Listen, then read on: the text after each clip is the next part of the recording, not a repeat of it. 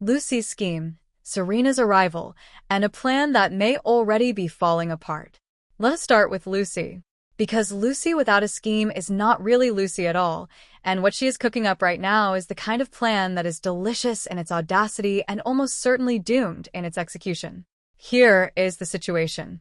Deception, the cosmetics company that Lucy has poured so much of herself into over the years, now has a new part owner.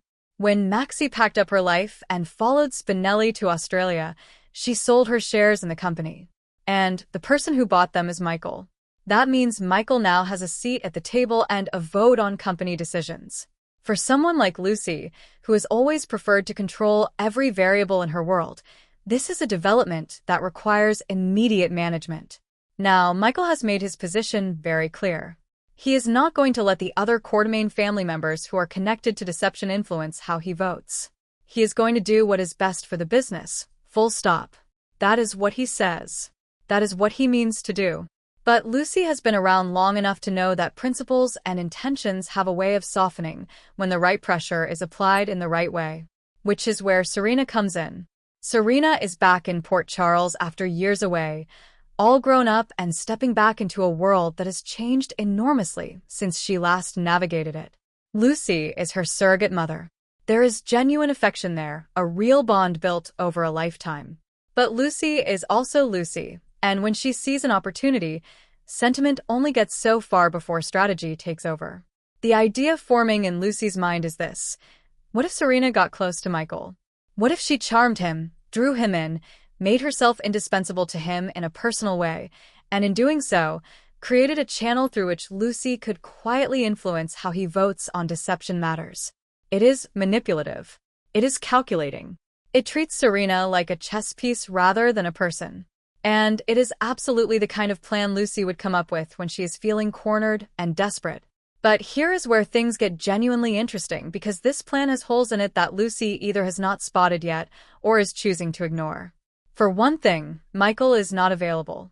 He has Jacinda in his life, and while things between them may not be at the heading down the aisle stage, he is not a man who is going to casually betray someone he cares about just because an attractive new woman appears in his orbit. Michael has his flaws, but that particular kind of selfishness is not really one of them. So if Serena tries to get close to Michael and hits that wall, which she very likely will, she's going to find herself at the Quartermaine estate with time on her hands and a mission that is not going anywhere. And that is where the truly unexpected twist may be waiting. Because Jason is there. Jason, who has just come back from something traumatic and is rebuilding himself quietly, who is focused on Danny and on healing, and on figuring out who he is on the other side of everything he went through. Jason, who is not looking for romance and is not in any state to rush into anything. But Jason, who is human, and who will be sharing space with Serena as she floats around the estate trying to execute Lucy's scheme. There are genuine hints that something slow and unexpected may develop between these two. Not fast. Not dramatic in the way Port Charles romances usually are, but a quiet connection between two people who are both figuring things out, both carrying history, both a little worn down by the world. That kind of connection can sneak up on you before you even realize it is happening. Lucy is not going to love this development. Not even a little bit. The idea of her surrogate daughter getting tangled up with Jason, a man with a complicated past, a dangerous world, and a life that has never exactly been simple, is going to set Lucy off in ways that will be entertaining to watch.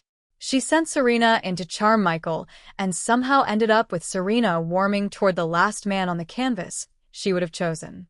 The scheme is already unraveling before it has fully begun. And honestly, that might be the most fun part of all. Anna is losing her grip and Britt could pay the price. Now let us shift to something considerably darker, because this storyline is heading somewhere genuinely chilling, and the people in the middle of it have no idea how much danger is already circling. Anna came back to Port Charles with everyone believing she was better, settled, ready to step back into her role, resume her life, reclaim what is hers professionally and personally. And on the surface, that is exactly what it looks like. She is back at the department. She is working cases. She is holding it together with that familiar precision and authority that has always been her trademark. But underneath all of that composure, something is very wrong. Anna is seeing Peter. Not in a metaphorical sense, not in the way that grief sometimes makes us feel like lost people are still present. She is having vivid, consuming hallucinations of him, and the version of Peter that lives in her mind is not a quiet ghost. He is loud. He is demanding. He has an agenda. And he is pushing Anna toward a specific target with a relentlessness that she is struggling to resist, even as part of her knows that what she is hearing and seeing is not real. After Anna's conversation with Jack about the Cullum shooting case, the Peter in her mind erupted. He was furious that she was wasting her energy on that investigation. He told her she should have been asking about Britt instead.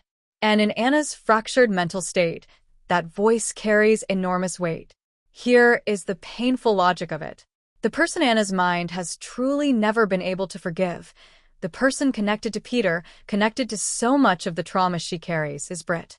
Not because Britt is innocent. Britt has her own complicated history.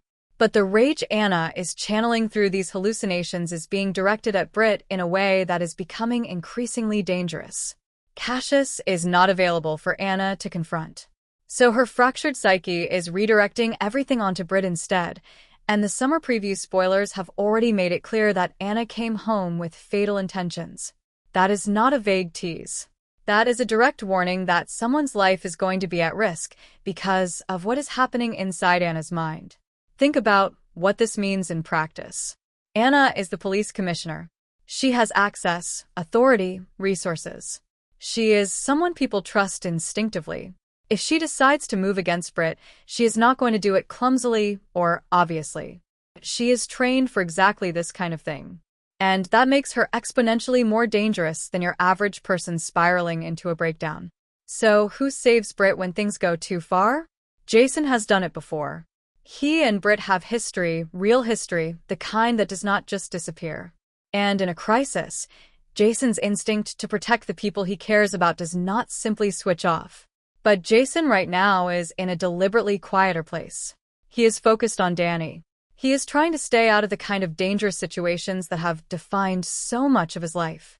Throwing himself back into that world, even for Britt, may not be where he is trying to go. Which opens the door for Tristan. Tristan is new to Port Charles, but he is not naive, and he is not passive. He came back with Jason, which means he already has some awareness of the world these people move in. He and Britt have had friction, the kind of early friction between two strong personalities that soaps love to use as the foundation for something deeper.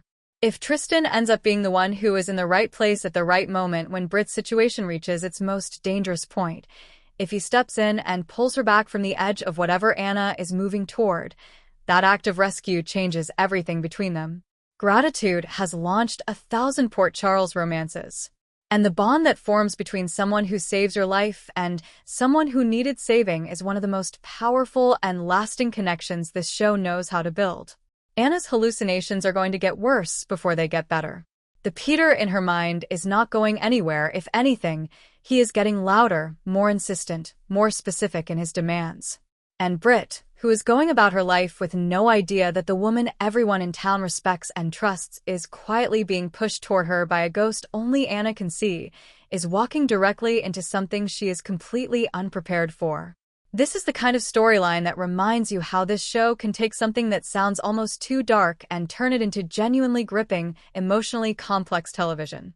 Stay very close to Anna and Britt right now, because what is coming is going to take your breath away. The contract clause, and what it means for Jason's love life. And finally, let's talk about something that has been quietly buzzing through the General Hospital fan community for a while now, because it touches on one of the show's most iconic relationships and may explain some choices the story has been making that left viewers scratching their heads. Here is what fans have been noticing and discussing. Jason came back. Britt is right there. The history between them is rich and real and emotionally layered. And yet the two of them have not connected romantically in any of the ways that the build-up seemed to be pointing toward. The distance between them feels deliberately maintained rather than dramatically purposeful, like there is something outside the story itself keeping them from getting too close. The speculation circulating among devoted viewers is that the actor who plays Jason may have a specific clause in his professional agreement with the show, one that significantly limits the kind of romantic and physical scenes he films with his female co-stars. Reports have suggested that this may have been something he requested personally, and that it is connected to his private life and his respect for his wife. For a man who has just gotten married and is building a new life outside of the studio, not wanting your spouse to watch you in intimate scenes with a beautiful co-star is not exactly a hard thing to understand. It is actually a very human thing to want. Now, and this is important, nobody outside of the people directly involved truly knows whether this clause exists or exactly what it covers. The actor himself has not addressed it publicly. The show has not confirmed anything. What fans have is a pattern of behavior that makes a certain kind of sense when viewed through this lens. The pulling back from Britt, the keeping of careful distance, the way certain scenes seem to stop just short of where the romantic tension would naturally lead them. If this is accurate, it reshapes the entire conversation about where Jason's story can go from here.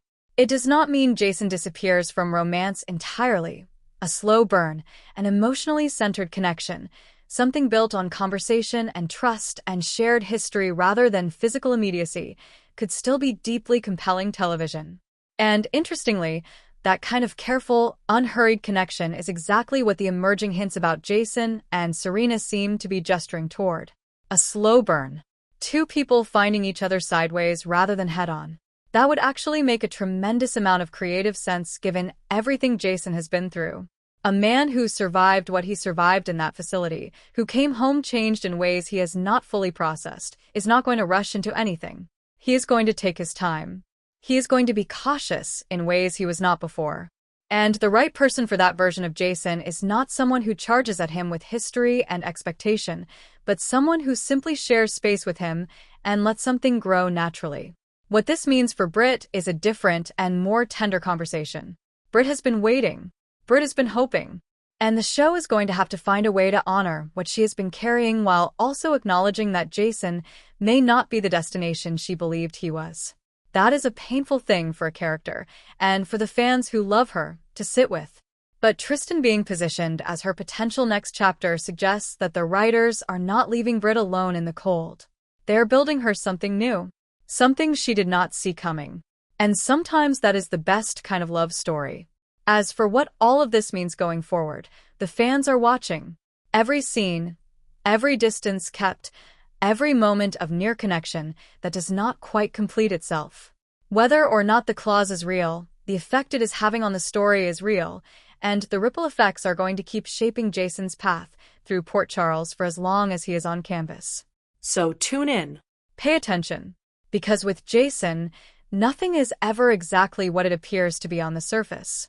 And whatever comes next for him, whether it is a quiet new connection, a slow rebuild of something he thought was behind him, or something none of us have anticipated yet, it is going to be worth every minute of watching.